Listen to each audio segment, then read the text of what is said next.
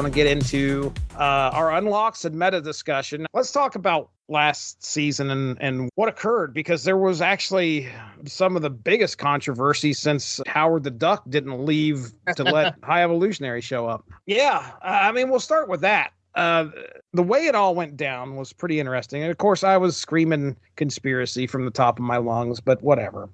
There was a ban on TikTok that occurred. And this occurred on a Saturday, if I remember correctly. It didn't happen in the middle of the week. I feel like it happened over the weekend, but maybe I'm wrong. It was a Saturday, yeah. I think it was a Sunday. So TikTok gets banned. What's funny is leading up to this, now, my family here, they all enjoy TikTok. I don't have it. You can go down some TikTok rabbit holes. And sure. My wife is avid TikTok watcher. My daughter is. My oldest son is. So the whole weekend we're talking about, what are you guys going to do? What are you guys going to do if TikTok gets shut down? You know, I'm poking fun at them. What are you guys going to have to? We're going to have to do something else. Having a good old time poking fun at them. And then the TikTok ban hits, and I think I'm on Reddit, and that's where I start to see that Marvel Snap has been banned in the United States. And I was like, no way. So I try to pull the app up. You click on it. Well, I think at first it acts like you have to log back in. Yeah. When you log back in, it brings up the thing that says, unfortunately, Marvel Snap is banned in the United States because the parent company of TikTok, ByteDance, I think is the name of the company. They are, since which is also the name of my failed vampire rock opera. ByteDance by Evan Bevins. So now I don't know what other companies that ByteDance owned, but I can tell you that I had to go upstairs and express to my family that, okay, I'm sorry for making fun of you all day because now I can't play my favorite game, Marvel Snap. And they're like, no way. They got TikTok back before you got Marvel Snap back. How in the TikTok comes back because they're obviously, that app is probably downloaded a little bit more than Marvel Snap. I'll give it that. But we go without Marvel Snap for how long? Like 2 or 3 days? That's two days and some change. Okay. And like I said, I was crying conspiracy because how do you not know that all of the platforms, applications, whatever, that are owned by ByteDance are going to be affected? How do you not know that that's something that's going to happen? Because somebody said that they weren't enforcing the ban. I mean, if you want to get into conspiracies, but well, I assume that my assumption was that somebody just didn't know. That's probably the simplest solution, is the higher ups had no idea. Somebody who knows more about this stuff, or at least claimed they did online, was saying they were probably assured it's fine. And so they're like, oh, okay, it's fine. Right. And they went on about their day until they realized it's banned in the U.S. But, you know, it's a pretty quick turnaround. Well, when I say quick turnaround, I mean, like, TikTok gets banned. What happens at that point? Does somebody finally notify? Because you have to take the time to get the graphic up that says, hey, we're banned in the United States. Somebody had to inform them. It's not like it just went completely dark. Somebody had to inform them to be like, okay, guys, this app is not allowed in the United States. So they had to create the graphic and blah, blah. To me, it was like, okay, number one, the likelihood of you guys not knowing, I mean, that just either screams incompetence or really, really bad communication. If you knew about it, if you knew it was going to happen, Second Dinner does not have the best reputation when it comes to addressing concerns. That's why I was like, look, if you were a greedy developer, you wouldn't want to tell people, hey, this is coming. I don't understand why you wouldn't. Yeah. If we tell people that the app is going to be shut down at 7 p.m. Sunday night, we're not going to get that $20 from Joe Schmo at $6.59 who buys the season pass in the middle of the season for some reason. Sure. So, you know, people would not put that past Second Dinner. We fast forward to a couple of days later when things are being brought back, and there's a lot of discussion. I will give credit to Second Dinner for compensating the users who were out, because the amount of compensation that came a few days after they came back on was a lot. It was a lot. Oh, yeah. Definitely. Much more than what you'd usually see ever. They hoard these things, or they make you pay for these variants. They make you pay for this gold. They make you pay for all this. And it's pretty expensive. You know, for just a mobile card game, they a lot of times when you look at some of those bundles, you're like, $99 for this? So their compensation was a lot. Did you see the Reddit post? Because I cannot remember what they said, but did you see the Reddit post where somebody figured up how much it was? I want to say it was like $400 and some. Yeah, I was surprised. I mean, maybe I'll get a cool variant. Right. Credits. Yeah, they gave us. Oddly enough, I didn't get a cool variant. What did you end up getting? Do you remember? No, I got a few. It wasn't bad. The Ronin, the Accuser one was pretty good, but I had just gotten the Gabrielle Delato Ronin, so I was like, oh, I'm not gonna. Oh, that's right. Got a couple chibis. No, I did get a Dan Hip Ravana, so that was okay. Cool. All right. So yeah, we got a massive amount of compensation, which I was like, okay, apology accepted. Yeah, like 5,000 tokens or something. It was a massive amount. Yeah, because I got up to 7,000 tokens, and then Impulse bought a card for 3,000 tokens that I had previously said like, I'm not going to try to get that card. I'm taking a look to see what it was. Here we go. Over Collection 500, which would have been us. For US downtime package was 2 spotlight keys, 5,000 season pass experience, 4,150 credits, 6,200 collector's tokens. Oh yeah, that's right. Yeah, I was under 1,000. That's crazy. 1,000 gold. 5 gold conquest tickets. Didn't use those. 3 infinite conquest tickets. I used one or two. Didn't use them. 4,000. I think I used the infinite conquest ones. 4,000 conquest medals. I should have went in there and used my medals. Oh yeah. I didn't even use them, dude. Oh, I'm an idiot. Another day, another dark day. And you know what the worst part was? One of the prizes you could get with 4,000 medals was Cassandra Nova. I swear you better be joking. No, that didn't happen. Okay. 1 mystery variant, 6 premium mystery variants, 1 cosmic red border, and 3 cosmic. That means we got 7 variants. 3 cosmic gold borders, and then 155 times 5 random boosters. That's a lot of compensation. Apology accepted. They really made up for it. More compensation than I thought I was entitled to. Right. And I think usually it's like, here's a variant and some credits for this problem you didn't notice. And I'm like, oh, okay, sure. Appreciate that. I think they said that they're going with a different publisher now. They're not going through ByteDance. I think that was what they were working toward. Yeah. Well, I think I found my 7th variant. All right. So switching gears here, as far as what I saw over the season, I saw a lot of Destroy. Destroy is back. Discard was huge when Bullseye was going on. Destroy seemed to be hanging on towards the end of this season. I don't know what was going on. And then, yes, I will talk about my worst Marvel Snap day. It was the day of Moonstone, not only compounding my distress of Moonstone not using her ability as I thought she should have. We also had an update to the app, and they were like, hey guys, we need to fix some ratios here. I went and got Moonstone that day, and I get in there and I'm cashing out my alliance rewards. After everything was all said and done, I see the discussion about, hey, let's go ahead and update the app because there's some ratios here. It was like double the amount of, I want to say it was double the amount of tokens. Yeah, I went from 1,000 to 2,000. Yeah. And now, of course, I cashed everything in and immediately saw the update afterwards. I was like, you have got, I could have had 2,000. And I was cruising for a Bullseye. And I was like, this ain't helping me. But anyway, I mean, that happened all in that Moonstone week. And I was just like, this game has made me so mad this week. Bullseye made up for it, though. So when I finally got a hold of Bullseye, I was like, okay, all right, I'm happy now. I don't think I've gotten the duplicate spotlight thing since they changed it to 2,000 tokens. At least I'll get 2,000 tokens if I don't get one of these cards I want, and I still haven't gotten it. So, okay, this makes more sense now because that's what it was. I got Moonstone first, went through all that, got the duplicate spotlight, and then I realized I could have got 2,000 tokens instead of 1,000. Later, when I was playing with Moonstone, I found out that she doesn't even work like I want her to. Why did I get her?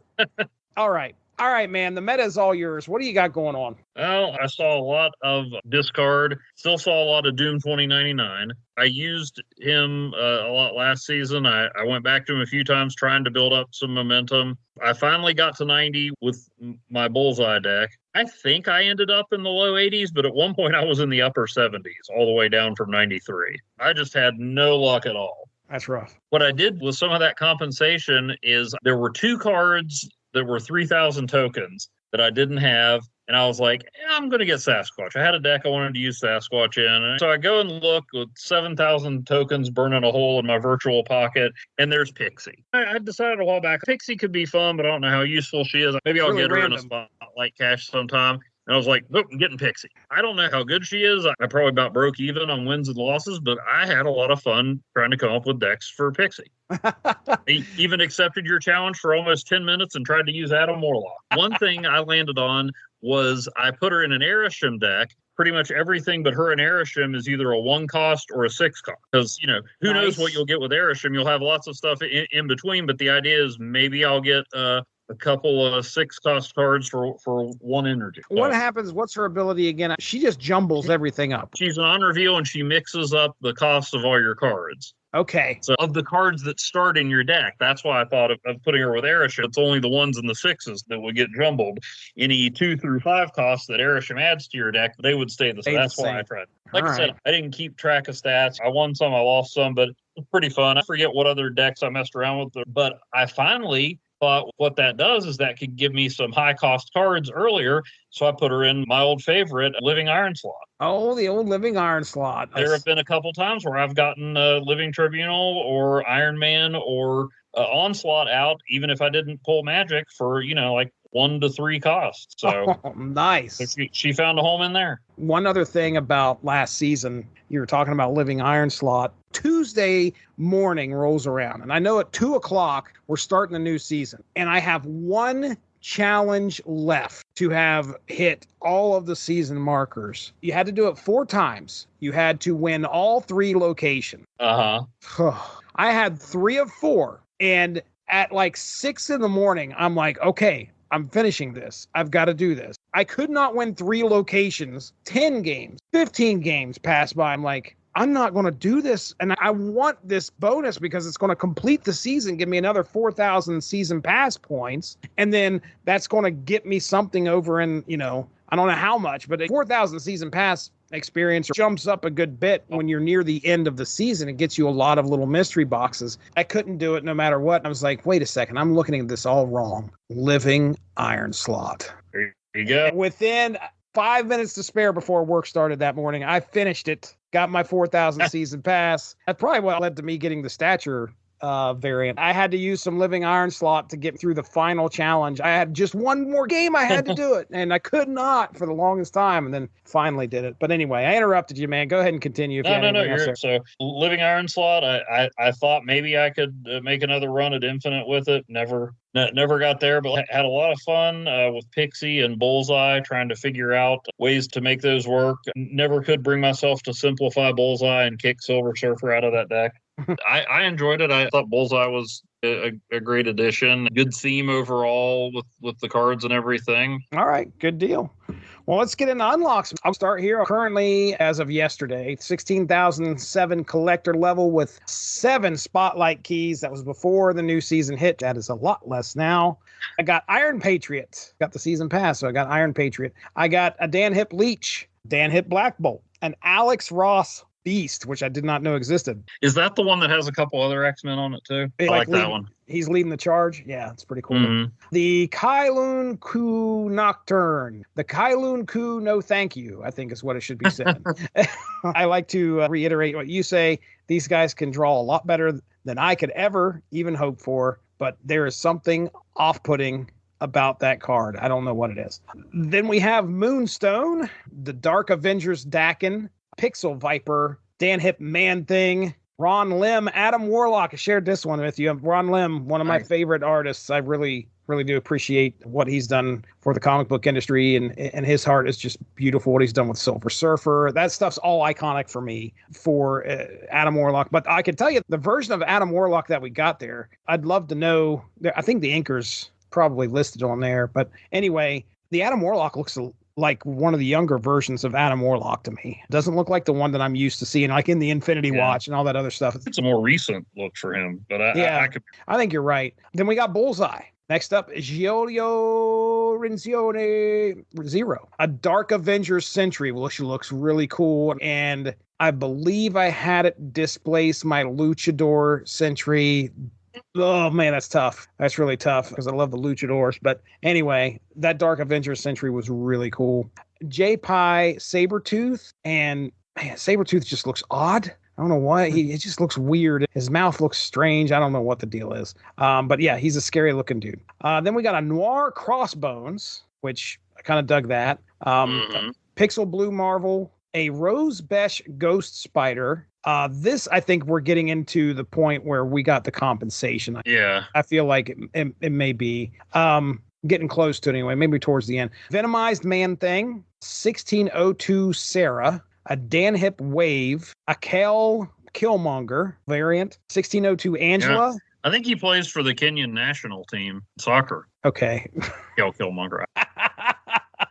Sounds like an athlete. Ghost Rider Quinjet, which I've always wanted to get my hands on. I like my blueprints. Recently, I've seen a blueprint Sentinel, and I think that's been around for a little bit. But man, do I want to get a hold of that. Peach Momoko Nightmare Venom, which of all the Nightmare cards, because there's some really disturbing Nightmare cards. We talked a little bit about them. That Peach Momoko Nightmare Venom, I think, is probably the best one out of that whole bunch. So I'm really glad I got that one. Then we got a Dan Hip Sarah, a Pandart Iron Patriot, and then a Dan Hip Jessica Jones, where she looks very emo. So there you go. That's my rundown for all the cards that I got. I got 3 new ones out of that bunch: Iron Patriot, Moonstone, and Bullseye. And I'm pretty proud with my purchases. So what's your collective level? What's your unlocks looking like there, Evan? Noted right at the end of the season, but it's about 19,600. Started off with a Max Grecki Wolverine, which I think is in 2 albums, and that got me the Days of Future Past Wolverine reward from the Ooh, does that look like, just like from the cover of the comic? Or yeah, I mean it's him in front of the wall with all the wanted posters on it. Oh, that's awesome. So yeah, it's pretty cool. I call it Days of Future Past Wolverine because I can't pronounce the artist's name. Crap, now I'm wondering where he is. I was gonna get a better description for you, but he is hiding from me. Uh-oh. Oh, there he is. Mateus Manhanini. Yeah, you know Mateus. Oh, yeah. He's got the jacket on. He's got the gray at the temples. So it's like Reed Richards, Hal Jordan, Wolverine. Even actually says Days of Future Past on the card in the background. I burned 3 keys trying to get Rocket and Groot last season and didn't get them. So I used tokens to buy them when they popped up in the shop. Another card I'd like to use more. Yeah. Got a Dan Hip Dagger, Max Grecki Bishop. I spent the 700 gold to get a Food Fight Cosmo where he's got a chicken leg floating in his helmet, and I'm just like, no, that's not good for dogs. But I figure that with telekinesis and advanced intelligence, Cosmo can safely consume. Yes. So I got a Dan Hip Agent Coulson where he's holding the Captain America card. Yes, that's awesome. I got that Spotlight Nocturne. I got the Unstoppable Wasp, the Nadia Pym version from the comics that briefly replaced and then just hung out with the Wasp. Usually, I've complained before about having totally different characters on variants, but then I realized that she's shrunken down and standing in front of an actual comic book, and love that. Oh, that's neat. Yeah. She's standing on a comic book or a pile of comics with Ant-Man and the Wasp. So yeah, that became my favorite. If I get 11 of the Bronze Age comic book cover variants, I'll throw her in there to make a full deck, and then stop playing it after 3 games because it probably won't do very well. But let's see. Then I got a Ryan Brown thing, a Mr. Negative where he's sitting down by Fei Cheng. Okay. Got Bullseye. Got the Gambit where it's the close-up of his face, and he's got the all-new X-Factor yellow costume on and the shades. Okay. Got that same stature that you were talking about. Oh, nice, nice. Pulled the gold trigger on the Bronze Age Absorbing Man from the Avengers cover. Oh, that's a good one. Got 2 Del Autos in a row. Got the classic Nick Fury and then the Ronin the Accuser where he's kneeling with his hammer. Oh, that's cool. That Nick Fury I'd like to get a hold of. I got Misery in a Spotlight Cache. Did she come? Was she in the Spotlight Cache with Ares? Oh, I don't remember. Misery was the card I wanted. Okay, nice. She made her way into my latest version of the Body Slab by No Fun deck.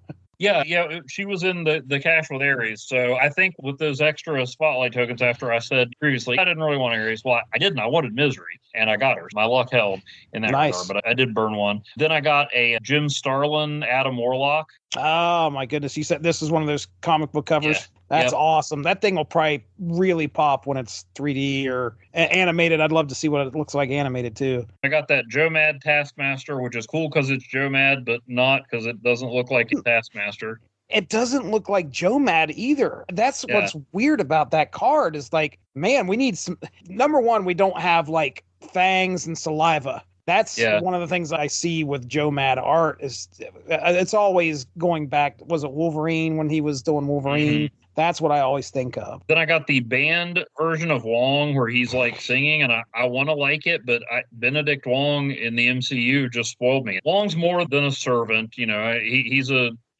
good supporter and companion of Doctor Strange's, but I don't know. I just comic book Wong doesn't do it for me anymore because Benedict Wong's so awesome in the movie. I got a Dan Hip America Chavez. Okay. Got a Chibi Hella. You know how I love those. I've had that one for a while. Yeah. Then I got the Dan Hip Ravana and the John Boy Myers Ronin, which is the one that you beat me up with when we played the other day. Oh, okay. Gotcha. I think my 7th one was a Max Grecki Mysterio. Okay. Then I got a Pixel Scorpion, which I like because it's the first Scorpion variant I've had that looks like the Scorpion. The base card for him looks cool enough, but the mouth is covered.